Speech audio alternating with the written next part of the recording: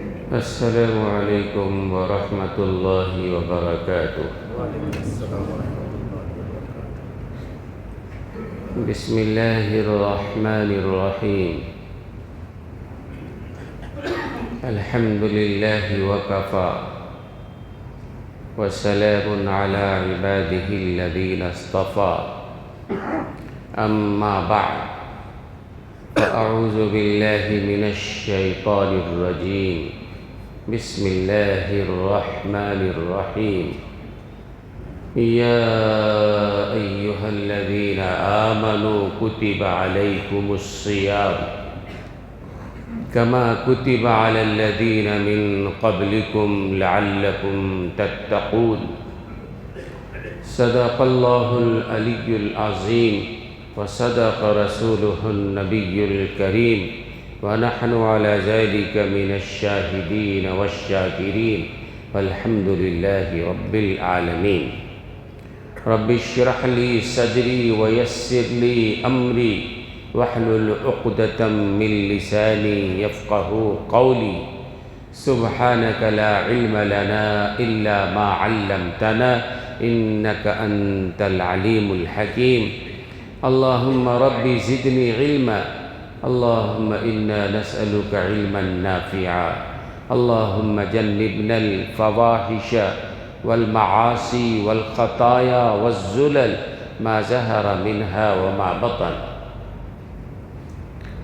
محترم حاضرین کرام، رمضان المبارک کا مقدس مہینہ سایہ فگن ہے۔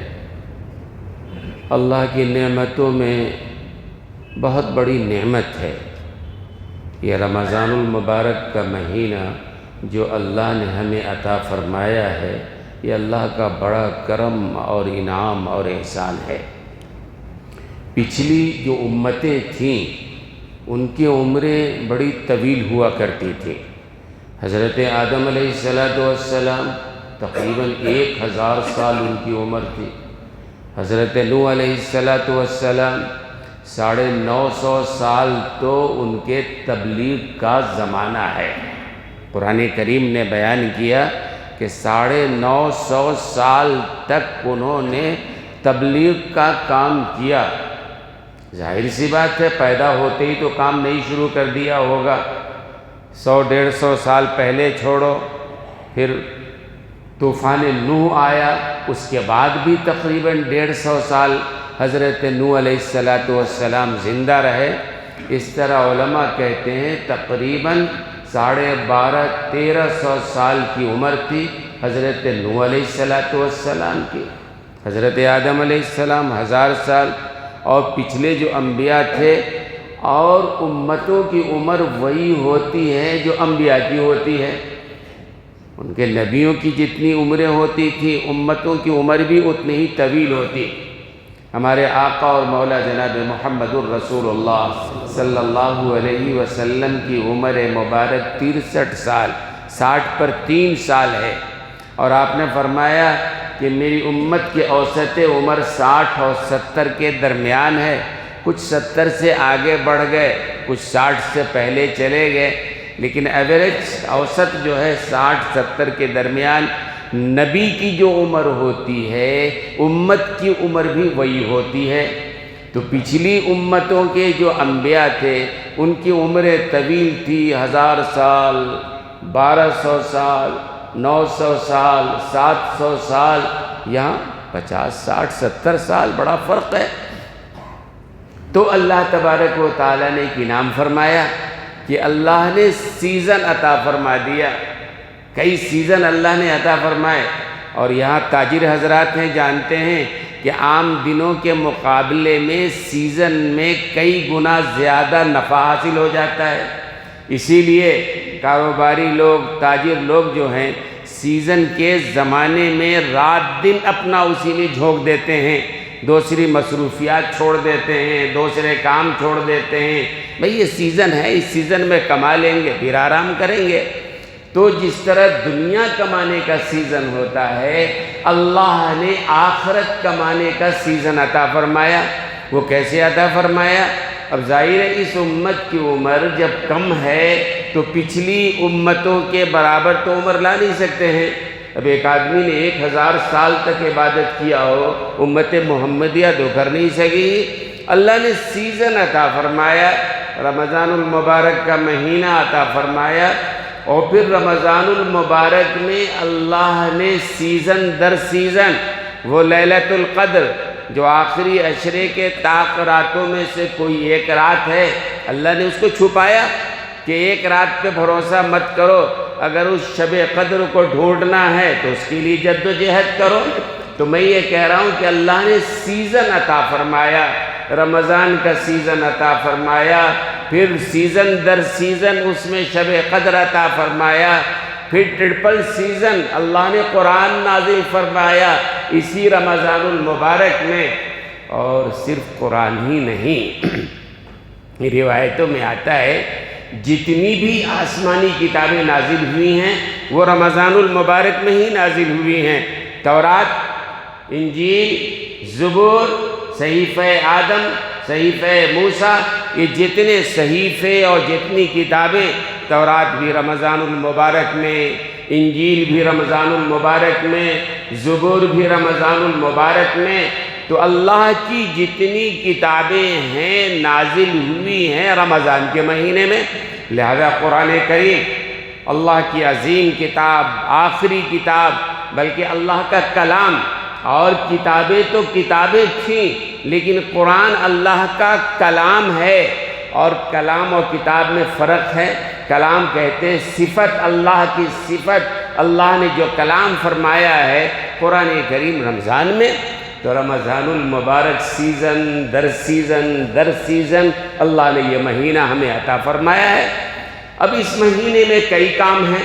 سب سے پہلا کام اس مہینے میں تو روزے کا کام ہے۔ روزہ اہم ترین عبادت ہے، اور اتنا اہم ترین عبادت ہے، اللہ اکبر، روایتوں میں آتا ہے جناب رسول اللہ صلی اللہ علیہ وسلم نے فرمایا کہ ایک کوا پیدا ہونے کے بعد سے لے کر مرنے تک اگر اڑتا رہے جتنی مسافت وہ طے کرے گا، کوا کے بارے میں کہا جاتا ہے کہ سب سے زیادہ وہ اڑتا ہے، وہ اور زیادہ تیز دوڑتا ہے، اڑتا ہے، تو ایک کوا پیدا ہوتے ہی اڑنا شروع کر دے اور مرنے تک اڑتا رہے، جتنا مسافت وہ طے کرے گا اللہ روزے دار کے ایک روزے پر جہنم سے اتنی دوری عطا فرما دیتے ہیں۔ اب ظاہر ہے کوا کتنا اڑے گا، لمبی عمر ہوتی ہے، اڑتا رہے، تو اللہ کے رسول نے فرمایا کہ جتنا دور وہ اڑے گا اللہ روزے دار کو ایک روزے پر جہنم سے اس سے زیادہ دوری عطا فرما دیتا ہے۔ اور روایتوں میں آتا ہے کہ رمضان المبارک کا جب مہینہ آتا ہے تو اللہ تبارک و تعالیٰ کیا کرتے ہیں، روزے دار کے لیے دریا سمندر کی مچھلیاں بھی دعائیں کرتی ہیں، صبح سے لے کے شام تک مچھلیاں دعا کرتی ہیں۔ بلوں میں جو چونٹیاں ہوتی ہے نا، ہمارے سمجھ میں نہیں آتا ہے، لیکن جناب رسول اللہ صلی اللہ علیہ وسلم نے فرمایا کہ بلوں میں جو چونٹیاں ہیں اللہ کی مخلوق ہے نا، لہذا اللہ کہہ رہے ہیں کہ وہ چونٹیاں بھی روزے دار کے لیے دعائیں کرتی ہیں۔ یہ ہواؤں میں، فضاؤں میں جو پرندے اڑتے ہیں وہ بھی روزے دار کے لیے دعا کرتے ہیں، اور اللہ تعالیٰ 70,000 فرشتوں کو روزے دار کی دعا پر آمین کہنے کے لیے عطا فرماتے ہیں۔ ہر روزے دار کو اللہ تعالیٰ 70,000 فرشتے، اب روزے دار دعا کر رہا ہے، 70,000 فرشتے آمین کہہ رہے ہیں۔ اللہ نے پہلے ہی کہہ رکھا ہے افطار کے وقت کی دعا میں قبول کرتا ہوں، سحر کے وقت کی دعا قبول کرتا ہوں، نماز کے بعدوں کی دعا قبول کرتا ہوں، قرآن کی تلاوت کے بعد دعا قبول کرتا ہوں، رمضان المبارک میں دعائیں قبول کرتا ہوں۔ رمضان المبارک میں بہت سارے اوقات ہیں اور اللہ 70,000 فرشتے اور دے دیتے ہیں، وہ روزے دار کی دعا پر جو ہے آمین کہتے ہیں۔ ظاہر سی بات ہے یہ ساری فضیلت روزے دار کے لیے ہے۔ اور یہ روزے کا عمل جو ہے نا، کئی لوگ اصل کہتے ہیں کہ روزہ بہت مشکل کام ہے، یہ بھی آپ سمجھے ذرا، اصل میں شریعت میں جو احکام ہمیں جو حکم دیا گیا ہے، جو حکم نازل کیے گئے ہیں، وہ 4 طرح کے ہیں۔ بعض حکم تو وہ ہیں جو بہت آسان ہے اس پر عمل کرنا، بعض وہ ہیں جس پر عمل کرنا تھوڑا مشکل ہے، ایک وہ ہے کہ بہت مشکل ہے، اور چوتھا وہ ہے کہ بہت زیادہ مشکل ہے۔ 4 طرح کے احکام ہیں، لیکن ایک بات ذہن میں رکھیے کہ اللہ تبارک و تعالی نے جتنے بھی احکام نازل فرمائے ہیں ہمارے طاقت کے باہر نہیں ہے۔ اللہ نے جتنا بھی حکم دیا ہے ہمارے طاقت کے اندر ہے۔ کیوں؟ ظاہر سی بات ہے، اللہ پیدا کرنے والے ہیں، اللہ اس مشین کو بنانے والے ہیں، اللہ فطرت کو جاننے والے ہیں، ہمارے اندر کتنا بوجھ برداشت کرنے کی طاقت ہے۔ اللہ ظالم نہیں ہے نا کہ مرو یا جیو تم کو روزہ رکھنا ہی پڑے گا، اللہ نے ایسا نہیں کہا۔ تو اللہ نے جتنے بھی احکام نازل کیے ہیں وہ اللہ نے ہماری طاقت کو، اور اللہ سے بڑھ کے ہماری صلاحیت کو کوئی جاننے والا نہیں ہے، ہماری طاقت کو دیکھ کے احکام۔ تو میں نے کہا شریعت کا ایک حکم تو وہ ہے جو بہت آسان ہے، بہت سہل ہے، مشکل نہیں ہے۔ مثال کے طور پر حدیث میں آتا ہے، حضرت ابو ہریرہ رضی اللہ تعالی عنہ فرماتے ہیں کہ جناب رسول اللہ صلی اللہ علیہ وسلم نے فرمایا کہ ایک بھائی کا، ایک مومن بھائی کا دوسرے بھائی پر 5 حق ہے۔ ایک مسلمان کا دوسرے مسلمان پر کتنے حقوق ہیں؟ 5 حق ہیں، یہ حدیث میں ہے، ہم کو پتہ ہی نہیں کیا حق ہے۔ تو حضرت ابو ہریرہ کہتے ہیں کہ اللہ کے رسول نے فرمایا کہ ایک مسلمان پر دوسرے مسلمان بھائی کا 5 حق ہے۔ عرض کروں، یاد رکھیں گے؟ ایک مسلمان کا دوسرے مسلمان پہ کتنا حق ہے؟ 5 حق ہے۔ پہلا حق ہے سلام کا جواب دینا، سلام کرنا نہیں، ابتداءً سلام کرنا تو سنت ہے، لیکن کوئی سلام کر دے تو جواب دینا واجب ہے۔ آپ ابتدا سلام کرنا چاہیے، اس پر بھی نیکیاں ملتی ہیں، ثواب ملتا ہے، لیکن اگر کوئی سلام کر دے کوئی مسلمان بھائی تو اس کا جواب دینا کیا ہے؟ واجب ہے۔ اگر وہ جواب نہیں دے گا تو ترک واجب کا گنہگار ہوگا۔ ایک مسلمان بھائی کا حق یہ ہے سلام کا جواب دینا، مشکل کام ہے، سلام کرنا یا سلام کا جواب دینا مشکل ہے۔ ایسی دوسرا حق ہے مسلمان بھائی بیمار پڑ جائے اس کی عیادت کرنا، مشکل کام ہے، آسانی سے نہیں ہو سکتا ہے۔ ایسی کوئی مسلمان انتقال کر جائے اس کے جنازے میں شرکت کرنا مشکل کام ہے۔ ایسے ہی دوستوں اور بزرگوں کہ کوئی مسلمان اگر دعوت دے اور اس کے شرائط ہیں، دعوت کوئی غلط نہ ہو، غلط پیسے سے نہ ہو، غلط مقصد کے تحت نہ ہو، اگر مخلصانہ کوئی دعوت دے رہا ہے تو ایک مسلمان بھائی کا حق ہے کہ دعوت کو قبول کرے۔ 4 ہو گئے۔ اور 5واں یہ کہ اگر کسی کو چھینک آئے اور وہ یرحمک اللہ کہے، الحمدللہ کہے، تو جواب میں اس کو یرحمک اللہ کہنا، یہ 5 حقوق ہیں۔ تو میں یہ عرض کر رہا ہوں شریعت کا یہ حکم جو ہے مشکل ہے کہ آسان ہے؟ کچھ آپ بھی بولیے۔ آسان ہے، سلام کا جواب دینا کوئی مشکل نہیں ہے، جنازے میں شریک ہونا کوئی مشکل نہیں ہے، بیمار کی عیادت کرنا مشکل نہیں ہے، دعوت دیے تو قبول کرنا مشکل نہیں ہے، الحمدللہ کہا چھینکنے والا تو یرحمک اللہ کہنا مشکل نہیں ہے۔ تو شریعت کا ایک حکم مثلاً میں نے بیان کیا وہ ہے جو بہت آسان ہے، اور دوسرا حکم وہ ہے تھوڑا مشکل ہے۔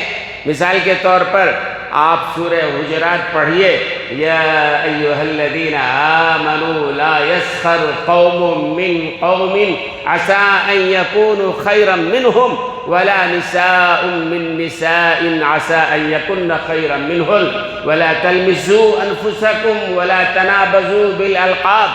اور آگے ہے یا ایھا الذین آمنوا اجتنبوا کثیرا من الظن ان بعض الظن اسم ولا تجسسوا ولا یغتب بعضکم بعضا۔ میں نے سورہ حجرات کی آیتیں پڑھی ہیں، اس سے جو احکام مستنبط ہوئے وہ بتا رہا ہوں میں۔ یہ دوسرے درجے میں ہے، تھوڑا مشکل ہے۔ آسان کی تو مثال دیا میں نے، یہ تھوڑا مشکل ہے۔ اللہ نے کیا فرمایا؟ کوئی کسی کا مذاق نہ اڑائے، کوئی کسی کو برے القاب نہ دے، کوئی کسی کی غیبت نہ کرے، کوئی جھوٹ نہ بولے، ایک دوسرے کو نہ ستائے، ایک دوسرے کے ٹوہ میں نہ لگے، بدگمانی نہ کرے۔ یہ چیزیں کہی گئی ہیں۔ اب ظاہر سی بات ہے ذرا مشکل ہے، بہت مشکل یہ بھی نہیں ہے۔ آدمی کسی کی غیبت نہ کرے، کیا پریشانی کی بات ہے بھائی؟ لیکن عادت ایسی بن گئی ہے کہ آدمی بس اپنی بات چھوڑ دیتا ہے، دوسروں کی غیبتوں میں لگا رہتا ہے۔ ہماری مجلسوں کو دیکھ لیجئے، اندازہ ہو جائے گا۔ اور وہ حدیث بھی میں سناتا ہوں، حضور اکرم صلی اللہ علیہ وسلم کی دعا ہے، اور ظاہر ہے آپ کی جب دعا ہے تو جامع دعا ہوگی نا، آپ بھی یاد کر لیجئے۔ سرکار دو عالم صلی اللہ علیہ وسلم کی دعا ہے، اللہم انا نعوذ بک من خلیل ماکر ان رآ حسنۃ دفنہا وان رآ سیئۃ اذاہا۔ اے اللہ، ایسے مکار ساتھی سے، ایسے مکار دوست سے ہم کو بچائیے جو ہماری بڑی سے بڑی نیکیوں کو دیکھتا ہے تو زمانے سے چھپاتا ہے، لوگوں کو معلوم نہ ہونے پائے، اور اگر چھوٹی سی برائی معلوم ہو گئی ساری دنیا میں وہ بیان کرتا پھرتا ہے۔ مکار دوست ہے، ساتھ بیٹھتا ہے، اٹھتا ہے، ملتا جلتا ہے، لیکن اس کا طریقہ کیا ہے کہ وہ برائیوں کو پھیلاتا ہے، غیبتیں کرتا ہے، بدگمانی پھیلاتا ہے۔ یہی تو ہوتا ہے نا۔ اور کسی صاحب نے بڑا اچھا شعر کہا ہے، جب بات چلی میری نیکیوں کی، جب بات چلی میری نیکیوں کی، خاموش رہا زمانہ۔ کہیں بات اگر میری نیکیوں کی آئی، خاموش رہا زمانہ۔ ایک مجلس لگی ہے، کہیں میری نیکی کی کوئی بات آ گئی، خاموش رہا زمانہ، سارے لوگ خاموش، جیسے ان کو پتہ ہی نہیں ہے۔ اور جب کبھی بات آئی عیبوں کی، گونگے بھی بولنے لگے۔ عیب کی بات کسی مجلس میں آ جائے، نہ بولنے والا بھی بولنے لگتا، ہو بھائی ہو بھائی ہو بھائی ہو بھائی ہو بھائی۔ سمجھا آپ نے؟ یہ آج ہمارا طریقہ ہو گیا ہے۔ تو غیبت چھوڑنا تھوڑا مشکل ہے، بہت مشکل نہیں ہے۔ غیبت کرنا حرام، غیبت سننا حرام، نیکیاں منتقل ہو رہی ہے، کیوں یہ کام کر رہے ہو بھائی؟ تو دوسری قسم وہ ہے جس پر عمل کرنا تھوڑا مشکل ہے۔ اور اس کے بعد بہت مشکل، روزے کو اسی میں شامل کر سکتے ہیں، نماز کو اسی میں شامل کر سکتے ہیں۔ نماز کے بارے میں اللہ نے خود کہا وَإِنَّهَا لَكَبِيرَةٌ، یہ نماز پڑھنا بالغ ہونے سے لے کر مرنے تک کوئی معمولی کام نہیں ہے۔ 5 وقت پڑھنا، روزانہ پڑھنا، اگر وضو نہیں کر سکتے تیمم کر کے پڑھو، پانی نہیں ہے، کپڑے نہیں ہے، ویسے پڑھو، کھڑے نہیں ہو سکتے بیٹھ کے پڑھو، نہیں بیٹھ سکتے لیٹ کے پڑھو، زندگی بھر پڑھنا ہے نماز، آسان نہیں ہے۔ قرآن کہہ رہا ہے وَإِنَّهَا لَكَبِيرَةٌ، بہت مشکل ہے۔ یہ 5 وقت نماز پڑھنا، زندگی بھر پڑھنا کیا ہے؟ بہت مشکل ہے۔ لیکن إِلَّا عَلَى الْخَاشِعِينَ، وہ لوگ جن کو یہ استحضار ہے کہ ہمیں اللہ کے پاس جانا ہے، مزے کی جگہ تو آخرت ہے۔ دیکھو دنیا کا مسئلہ یہ ہے کہ ہر آدمی چاہتا ہے کہ آئیڈیل لائف ہو جائے۔ ہر آدمی کیا چاہتا ہے؟ آئیڈیل لائف، بہترین زندگی، آئیڈیل ہوم، ہمارا گھر بہترین گھر، یہی چاہتا ہے نا ہر آدمی، ہمارا گھر مثالی ہو، ہماری زندگی مثالی ہو، ہماری لائف مثالی ہو۔ ایک بات ذہن میں رکھو، اللہ نے دنیا کو ایسا ڈیزائن ہی نہیں کیا کہ یہاں مثالی ہو سکے۔ اللہ نے دنیا کو نہیں بنایا اس طرح کہ کوئی آدمی یہاں مثالی گھر بنا سکے یا یہاں کوئی مثالی لائف جی سکے۔ اس کے لیے اللہ نے آخرت میں جنت بنایا ہے۔ جنت ایسا بنایا ہے، نہ وہاں آدمی بوڑھا ہوگا، نہ آدمی وہاں بیمار ہوگا، نہ وہاں نعمتوں کے چھیننے کا ڈر ہوگا، جو چاہے گا وَلَكُمْ فِيهَا مَا تَشْتَهِي أَنفُسُكُمْ، جو جی چاہے گا وہ ملے گا۔ تو بہرحال غیبتوں کو چھوڑنا مشکل نہیں ہے، اس کے بعد نماز بہت مشکل ہے، لیکن جن کو اللہ کے پاس جانے کا یقین ہے ان کے لیے مشکل نہیں ہے۔ اور آگے جو سب سے زیادہ مشکل کام ہے، شریعت کا حکم جو ہے وہ بھی ناممکن نہیں ہے، جاہدوا باموالکم وانفسکم، کہ اسلام کو جب ضرورت پڑ جائے تمہارے جان کی ہتھیلی پہ لے کے نکل جاؤ، ضرورت پڑ جائے اسلام کو غیروں کے مقابلے میں تمہارے مال کا نذرانہ پیش کر دو، جان کا نذرانہ پیش کر دو۔ اب ظاہر سی بات ہے جان قربانی کے لیے پیش کرنا آسان نہیں ہے نا، بہت مشکل ہے، لیکن جن کے سامنے جنت ہے وہ جانتے ہیں کہ اللہ کے راستے میں اگر ہم مارے گئے تو شہادت کا مرتبہ ملنے والا ہے، ان کے لیے کوئی مشکل نہیں ہے۔ اب روزہ کو کہاں رکھیں گے آپ؟ روزہ کو تیسرے نمبر پہ رکھیں گے۔ روزہ آسان بھی نہیں ہے، روزہ بہت زیادہ مشکل بھی نہیں ہے، ہاں کچھ مشکل ہے، روزہ آسان نہیں ہے۔ صبح سے شام تک بھوکے رہنا، پیاسے رہنا، خواہشات نفسانی سے رکے رہنا مشکل ہے۔ اسی لیے بہت سارے لوگوں نے جو ہے طرح طرح کے حربے استعمال کر لیے۔ کئی لوگ ڈاکٹر کے پاس چلے جاتے ہیں، بھائی ڈاکٹر نے منع کر دیا، جبکہ یاد رکھیے ایک بات، روزے کے معاملے میں غیر مسلم ڈاکٹر کی رائے معتبر نہیں ہے۔ یہ غیر مسلم ڈاکٹر ہے اور وہ شوگر کا بڑا ماہر ڈاکٹر ہے، غیر مسلم ہے، وہ کہتا ہے کہ ہاں بھائی آپ کا شوگر اس لیول کا ہے کہ آپ روزہ مت رکھیے۔ علماء نے لکھا ہے کہ روزے کے معاملے میں غیر مسلم ماہر ڈاکٹر کی رائے کا بھی اعتبار نہیں ہے۔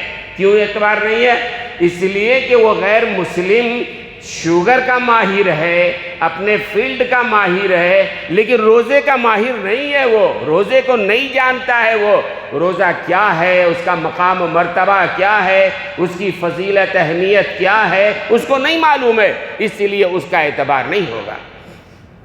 آگے علماء نے کہا کہ کوئی مسلمان ڈاکٹر ہے، بڑا ماہر ہے، شوگر کا بڑا اچھا اسپیشلسٹ ہے، لیکن غیر دیندار ہے، وہ ڈاکٹر خود روزہ نہیں رکھتا ہے، وہ ڈاکٹر خود نماز نہیں پڑھتا ہے ماہر اپنے فیلڈ کا، لیکن غیر دیندار ہے، روزہ نہیں رکھتا ہے، نماز نہیں پڑھتا ہے۔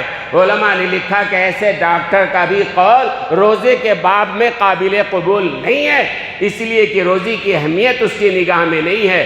اگر روزے کی اہمیت ہوتی وہ خود روزہ رکھتا، وہ خود نماز پڑھتا، ہے مسلمان لیکن روزہ نہیں رکھتا ہے، اس کا مطلب روزے کی اہمیت اس کے سامنے نہیں ہے، لہذا ایسے مسلم ڈاکٹر کا قول بھی معتبر نہیں ہے۔ ہاں اس ڈاکٹر، مسلم ڈاکٹر کا قول معتبر ہے جو دیندار ہو، جو روزہ رکھنے والا ہو، جو روزہ کو جاننے والا ہو، جو نماز پڑھنے والا ہو۔ علماء نے کہا ایسا مسلم ڈاکٹر جو روزہ رکھتا ہے، روزہ کی اہمیت کو جانتا ہے، وہ کا اعتبار ہوگا، اگر ایسا نہیں ہے تو اس کے قول کا اعتبار نہیں ہے۔ ہاں آگے علماء نے لکھا کہ بھائی اگر آپ نے ڈھونڈنا شروع کیا ایسا مسلم ڈاکٹر جو روزہ رکھنے والا ہو، دیندار ہو، ہم جس علاقے میں ہیں وہاں ایسا ڈاکٹر نہیں ملتا ہے، کسی علاقے میں کسی کو ایسا ڈاکٹر نہ ملے تو کیا کرے؟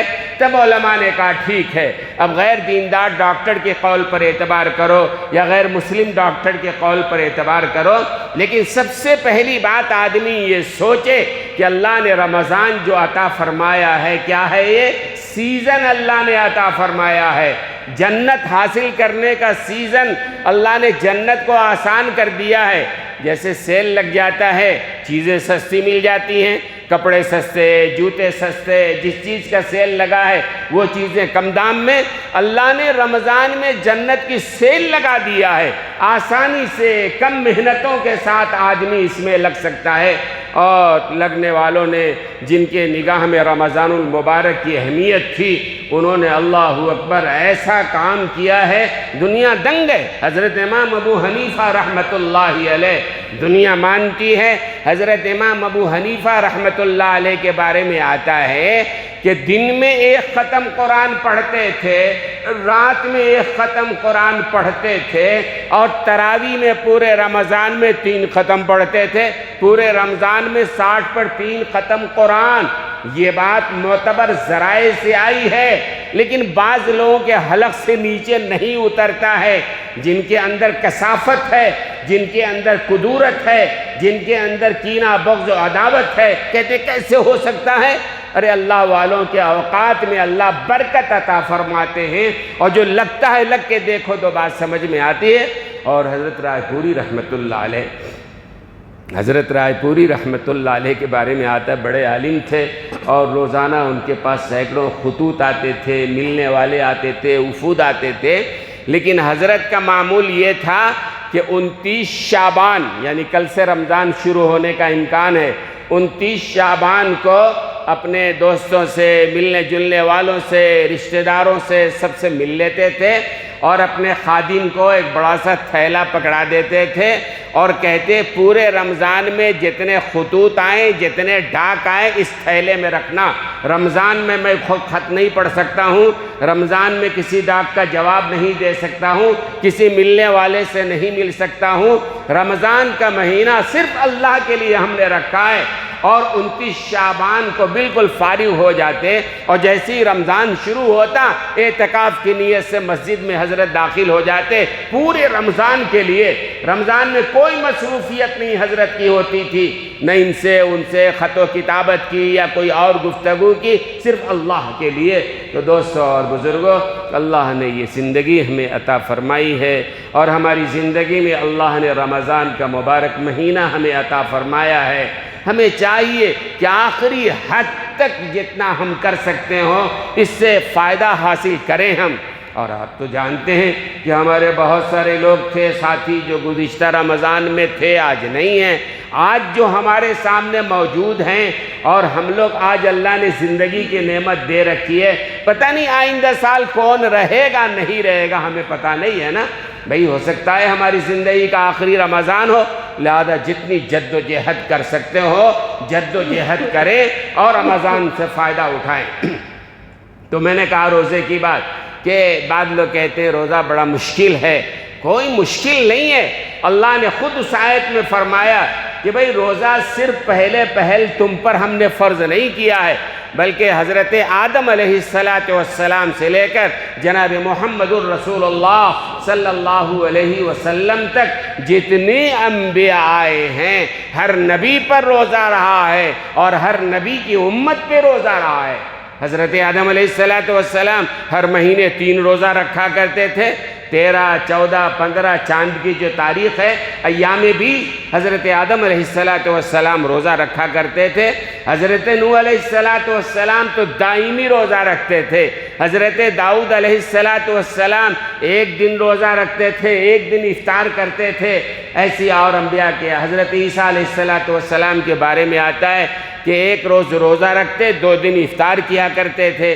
حضرت موسیٰ علیہ السلام 40 روز کوہ طور پہ گئے تھے، اللہ نے ملنے سے پہلے کہا کہ روزہ رکھ کے آؤ، 40 روزہ انہوں نے رکھا ہے۔ ہر نبی، بلکہ دعویٰ یہ کر سکتے ہیں کوئی ایسی امت نہیں رہی ہے جس میں روزہ نہ رہا ہو، روزہ ہر امت پر ہے، لہذا ہمارے اوپر بھی روزہ ہے۔ اور میں نے کہا نا کہ اللہ نے ہماری صلاحیت کو، اللہ کو علم ہے، ہماری طاقت کا علم ہے، اللہ نے جو روزہ فرض کیا ہے ہمارے اوپر، یہ ہماری بہتری کے لیے کیا ہے۔ آدمی جب 30 روزے رکھتا ہے، صحیح طور پر رکھتا ہے، بہت ساری بیماریاں بھی اللہ